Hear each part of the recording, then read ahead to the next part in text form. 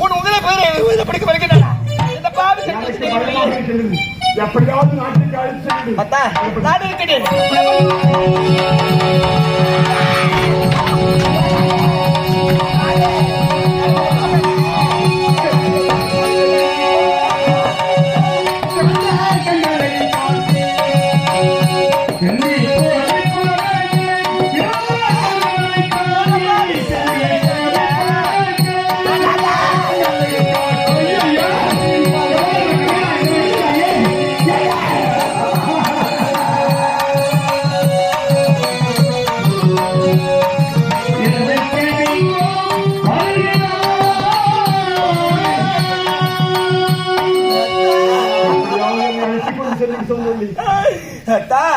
எந்த போகிறீர்கள்?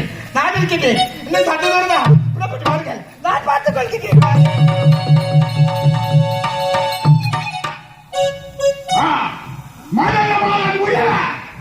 கவர முடியா இவனை எப்படி கவர வேண்டும் என்று எனக்கு தெரியும்.